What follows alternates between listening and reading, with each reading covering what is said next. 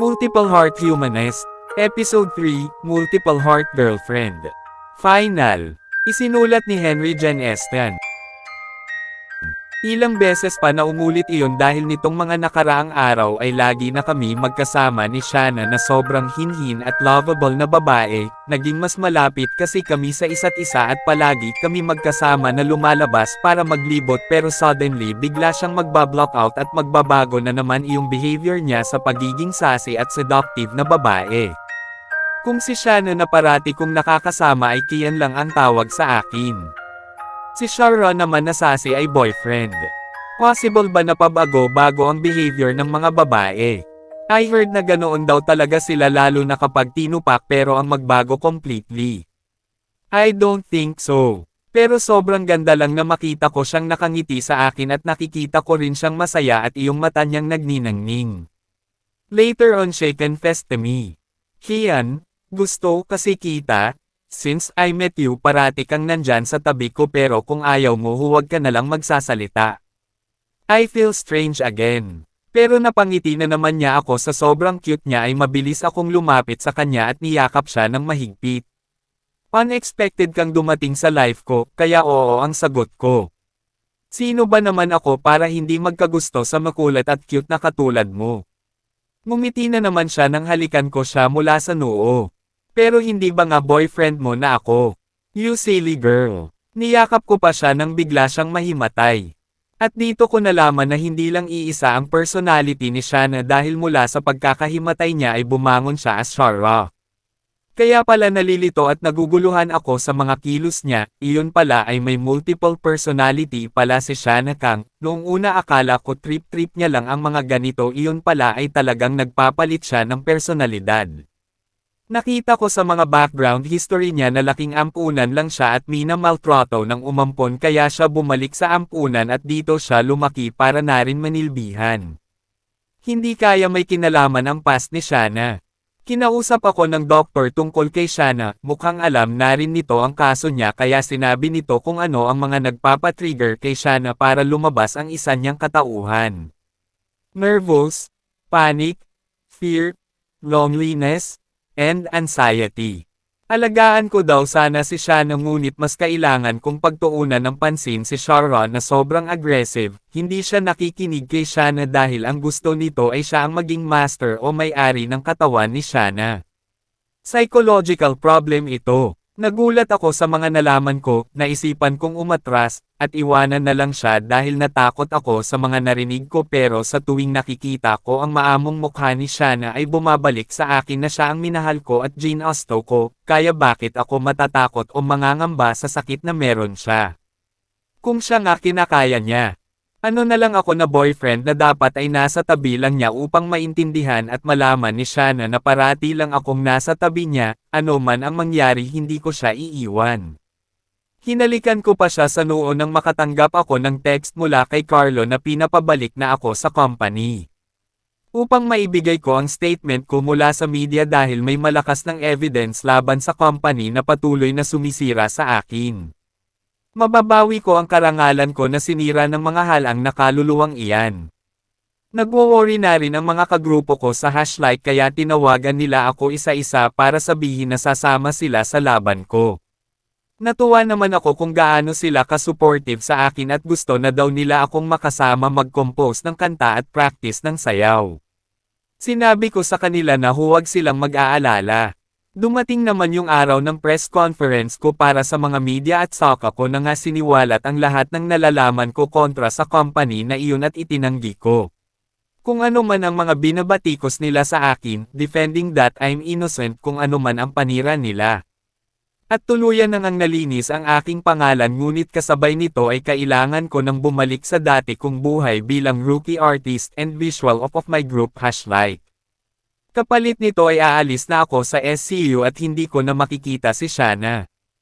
Kaya naman ako na mismo ang personal na lumapit sa kanya at sinabing kailangan ko nang bumalik sa showbiz. Noong una hindi parent talaga siya naniniwala na ako nga ang Kian na leader ng #like ngunit noong pinaliwanag ni Carlo ay saka naman tuluyan ng bumagsak ang mga luha niya. Iiwanan mo din ako. Ang tanong niya sa akin subalit sinabi ko na parati ko siyang dadalawin at pupuntahan kaya huwag siya mag-aalala. Kaya naman nung una nagiging madali naman ang distansya sa amin, pagkatapos ko mag-training sa sayaw namin ay gabi na ako lumalabas para makipagkita sa kanya. Nagde-date kami at nag-uusap tungkol sa nangyayari sa araw ko at araw niya, minsan inuumaga na lalo na kapag may taping. Ngunit hindi nagtagal ay mas nahihirapan na kami magtagpo muli ni Shana. Nakakalimutan ko na rin na kailangan ko pala siya kitain, kaya naman tinatawagan ko na lang siya. Kaya naman nararamdaman ko din kung gaano siya nadi-disappoint sa hindi ko pagtupad ng date namin. She feel loneliness again na nakakapag-triggered sa kanya.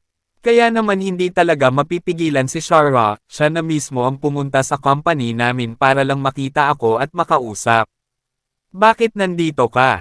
Tanong ko. Mapapahamak si Shana. Puro ka naman Shana ako naman talaga ang girlfriend mo. Galit niyang pananalita noong pagkatapos ay niyakap niya ako ng mahigpit at nikiss sa pisngi. Ikakapahamak talaga ni Shana iyong ginagawa niya Kung si Shana nagagawang hintayin ka na lang sa isang tabi, ako hindi ko kaya ang ganoon. Kaya mag-isip-isip ka, hindi ako papayag na mapunta ka sa kahit kanino kahit pa nasa kanya. Bulong niya pa sa akin nang magulat ako. Anong sinasabi mo? Pag-uulit ko ngunit ngumiti lamang siya na parang walang sinabi at hinawakan ako sa kamay na nasaktuhan naman ng pagdating ng mga miyembro ko. Wow, sino itong sobrang ganda? Wow, ang sexy naman. Oh, thank you. Sino siya, Kien? Tanong nila sa akin. Hindi ko sila pinansin at tumingin ako kay Shara na parang sinasabi ko na huwag niyang sasabihin. Kien tinatanong nila ako, kabastusan naman kung hindi ko sasagutin. Ngunit hindi ko talaga siya napigilan sa sobrang kulit at tigas ng ulo niya. Girlfriend niya ako. Ako si Shara. Pagkatapos niyang sabihin iyon ay lumapit siya sa akin para hawakan ako sa balikat at ipagmalaki iyon sabay halik din sa pisngi ko. Ilang beses na paulit-ulit siyang dumadalaw sa company kahit si Carlo na assistant manager ko ay hindi siya mapigilan. Ang masama pa parang pinapakita niya kay Shana kung ano ang kaya niyang gawin sa hindi nito nagagawa. Kaya naman kinausap ko siya tungkol dito what if kausapin niya si Shara at makipagkasundo siya dito para tuluyan na siyang maging panatag. Ngunit si Shara na daw mismo ang kumausap sa kanya na hinding-hindi niya lulubayan si Shana dahil mahina ito at mas gugustuhin niya na lang mag-take over sa katawan ni Shana. Naramdaman ko kung gaano nagseselo si Shana dahil alam niyang may gusto talaga ang personality niya sa akin. What if siya na lang ang magpaubaya? Ang salita niya sa akin pero hindi ko siya pinayagan doon, sinabihan ko siya na siya lang ang gusto ko kaya huwag siya papayag na palaging si Shara ang nasusunod. Magpakatatag siya at lakasan ang loob. Pero paano ko siya matutulungan kung may nagbabanta na naman sa career ko? Ayaw nila akong payagan na magka-girlfriend lalo sa isang ordinary fan. Dahil marami daw magagalit na fandom at maaari muli akong masira at ang pangalan ko. Pinaglaban ko iyon ngunit hindi talaga nila ako pinaboran at pinakinggan kahit man lang makipagkita kay Shana ng patago, lalo na daw muling nagbo-boom ang career ko sa mga kababaihan na fans. Dudumugan daw kami ng haters at bashers kapag pinayagan daw nila ako. Kaya naman dahil dito wala na akong narinig na balita mula kay Shana kahit man lang ang personality niyang si Shara ay wala na rin, makita ko man lang ang mukha niya at ang mga ngiti sa labi niya. Hanggang sa may minsang sinusubukan kong tumakas ngunit pinadagdagan nila ako ng seguridad na hindi makaalis, marami akong laging nagbabantay sa akin 24 oras. Nang lumipas ang mga araw at buwan noong may nilabas ang management ko na may event kami malapit sa SCU. Sobrang saya ko naman kasi sa wakas ay makikita ko na si Shana, kaya naman pagdating ng araw na iyon ay puspusan ang paghahanap ko sa kanya ngunit hindi ko na siya nakita pa hanggang sa nagsimula na nga ang aming performance. Siguro nga nagagalit na siya sa akin dahil sa hindi ko pagpaparamdam sa kanya. Pero sobrang nami-miss ko na talaga siya. Sumayaw kami at kinanta iyong mga nasa album namin at iyong kanta na ginawa ko para kay Shana. Excuse me lang po pero may isa pa akong kanta na ni-compose ko myself. Gusto ko lang sana ito kantahin at baka nakikinig siya ngayon, sana malaman niya kung gaano ko siya kagusto at kamahal. Ang girlfriend ko. Maraming nagtilian ngunit marami din ang naguluhan. Kung talaga bang may girlfriend ako. Sabay agad akong sinenyasan ni Carlo para tumigil ngunit hindi ko siya pinansin. Nagsimula na akong kumanta ng mapaiyak pa ako, hanggang sa mula sa gitna ng mga tao ay nakita ko siyang nakatayo at nanonood sa akin. Iyan si Shanna, ang ayos niya ngayon ang gusto ko kaya kung papipiliin ako between her and her personality, ay gugustuhin ko na ang weirdo at cute na katulad niya. Shanna. Tawag ko mula sa stage nang magsitinginan sila sa likod at hahakbang na sana siya palayo nang tawagin ko muli siya at sabihin na huwag siyang aalis. Ako ba iyon? Teka, ako yata iyon. Ikaw, hindi ba? Oo, ako nga iyon. Bulong-bulungan nila. Napatigil si Shanna at naglakad na ako papalapit sa kanya. Shanna, I'm sorry. Nang makalapit ako ay hinawakan ko siya sa pisngi ng tuluyan naring tumulo ang luha niya at yakapin ko siya ng mahigpit, saka naman nagsitilian ang mga fans. This is my girlfriend. Sambit ko pa. At ska ko hinawakan ang kamay niya nang bitawan ko iyong microphone at tumakbo kami ng mabilis, tinawag at hinarang kami ng mga security ko noong habulin pa nga kami, pero mabilis akong nakatago kasama siya. Ano ka ba, bakit ka umalis? Aniya pa noong kurutin ko siya sa pisngi. Silly girl, namimiss lang kita ng sobra. Ngumiti siya tapos niyakap muli ako nang tanggalin ko iyong mga suot ko at make-up sa katawan para muling mag-disguise. Noong paglabas namin ay sa sobrang dami nang naghahanap sa akin pero hindi na nila ako makilala. Hahaha, tinatawanan ko na lang iyong mga mukha nilang seryoso na naghahanap. Nag-date kami ni Shanna. Pagkatapos ay inamin sa akin ni Shanna na hindi niya alam kung bakit at paano siya napunta sa event na iyon. Nagising na lang siya na kumakanta ako mula sa harap niya kaya she had no idea what really happens are. Mukhang may kinalaman si Shara doon dahil noong mga araw din daw nang hindi na ako magparamdam kay Shanna ay hindi na rin lumalabas si Shara.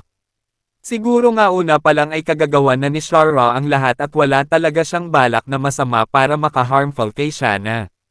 Siguro nga kung hindi dahil sa paglapit niya noon para guluhin ako at sabihin na magiging boyfriend niya ako ay hindi kami maglalapit ni Shanna. Naging maayos naman daw ang buhay ni Shanna at ginugol niya ang sarili sa pag-aaral niya at kapag nami-miss niya ako ay nanunood lang daw siya sa phone niya ng mga interview and daily update ko. Kung may lakas nga lang daw siya ng loob na isigaw sa mga babaeng classmate na fans ko din, ay isisigaw niyang boyfriend niya ako pero hindi na lang niya ginawa. Kinurot ko muli siya sa pisngi at niyakap. Pero kakaiba din ang disguise mo, Kian. Kahit ako hindi ako maniniwala na ikaw ang Kian Kirchhoff na hinahangaan ng lahat kung hindi lang ako titingin sa mga kinang ng mata mo at malalambot na labing iyan ay hindi ko makikita ang Kian na idol. She kissed me. Bumalik ka na sa event mo. Sambit niya pa. Ayoko muna bumalik doon. Pagtugon ko naman. Ayaw ko naman nang dahil sa akin magalit ang mga fans mo. How about kumain mo muna tayo tapos babalik na ako doon, syempre nagugutom na ako kanina pa ako nasa event center. Ngumiti muli siya at sobrang cute niya talaga with that eye and nose, para siyang kuting na lovable. Hindi ko tuloy maiwasan na pisilin iyon at ice mock siya. Hinawakan ko iyong kamay niya para holding hands pagkatapos pumunta kami sa may kainan para bumili ng hindi ko na siya tinanong kung anong gusto niyang snacks kasi memorized ko na iyon. Ngunit nagulat ako noong sabihin niyang gusto niya rin ng fried chicken may pagtataka akong tumingin sa kanya at kung hindi lang siya ganyan ka-cute ay mapagkakamalan ko siyang si Shara. Simula din daw kasi nang hindi na lumabas si Shara ay parang nagugustuhan niya na rin ang mga gusto nito, parang naging isa daw sila na hindi niya malaman. Pati ang mannerism ni Shara at Shanna ay parang lagi kong naaalala ngunit iisa na lang ngayon. Pagkatapos kumain ay bumalik na kami sa event center, pinagbilhan ko na rin ng mga pagkain ang mga kasama ko nang harangin pa nga ako, kasi hindi nila ako nakilala pero mabuti na lang ay nandyan si Carlo tapos pumunta na ako sa signing area para sa mga fans namin. Nanonood sa akin iyong girlfriend ko kaya sobrang laki ng mga ngiti ko. Nang lumapit iyong babae noong pagkatapos ko siyang masign ay bigla ba naman niya akong hinalikan sa pisngi ng magsigawan pa nga iyong mga kasama ko, pero sinabi ko na may girlfriend ako kaya dapat hindi niya ginawa iyon. Nakita ko na nena si Shana kaya napatawa lang ako sa reaksyon niya. Wala naman siya Ayun siya. Duro ko tapos napaiwas naman itong si Shana, kaya ang ginawa ko ay bumaba ako para dalhin siya papunta sa area at doon lang siya sa tabi ko, para malaman ng fans na may girlfriend na nakabantay sa akin. Wow! Miss Shara! Nope! Her name is Shana Kang. Ang napaka-cute at extraordinary kong girlfriend. Nagngitian pa kami nang nahihiya naman si Shana. Ang sama din ng tingin ng iba kong fan sa kanya pero hindi ako pumapayag na ganoon ang iaasal nila kay Shana, kaya naman pinagsasabihan ko sila. Nakikita ko kung gaano kasaya si Shana at ganoon din ang nararamdaman ko. At kung nasaan man si Shara ngayon siguro ay ganoon din ang kanyang nararamdaman, masaya siya para kay Shana na matagal niyang binantayan. Hanggang sa matagpuan niya ako para kay Shana. Siguro nga si Shara ang sugatang personality ni Shana na naghihintay lang ng muling magmamahal sa kanila ng totoo. Kaya kung ano man, simula ngayon. Kahit anong problema na dadating lalo na sa mga may ayaw sa kanya ay nandito lang ako para sabihin na ako ang may girlfriend sa kanya at hindi sa kanila, kaya wala silang pake kung sino ang karapat-dapat para sa akin. Handa kong talikuran ang pagiging artista ko para sa kanya, na alam kong hindi naman mangyayari dahil ako at ako lang ang nagtataguyod sa kumpanya lalo na sa mga nambag ko. Hindi naman nila ako pwede paalisan na lang kasi alam nila kung gaano. Ako kaayos na talent nila. Ayaw nila ako pakawalan. Mas gugustuhin na lang daw nila bumagsak kesa sa kumuha ng talent na maayos nga masama naman ang ugali at maraming demand sa buhay. Kaya naman hindi rin magtatagal ay matatanggap din ng mga tao ang relasyon namin ni Shana. Mahal na mahal ko si Shana. Kaya naman kung nagkikita kami kunting blur sa makeup at pagsusuot lang ng damit na hindi ko usual na sinusuot ay hindi na nila ako makilala. Papunta ako ngayon sa bahay nila ng pagkatok at pagpasok ko pa lang sa pintuan ay sinunggaban ko na agad ng halik si Shana. Nagulat siya sa ginawa ko pero pinayagan na rin niya ako na gawin iyon. Sinarado ko iyong pinto at muli hinalikan ko siya papasok sa loob. Kahit minsan lang kami nagkikita ay napupuno naman ng pagmamahal ang mga araw namin kapag nagtagpo na kami. Hindi naman sa inaabot ng araw pero para sa akin araw na ang oras. I kissed her again. Kung nasaan man si Shara. Maraming salamat. At dito na nga nagtatapos.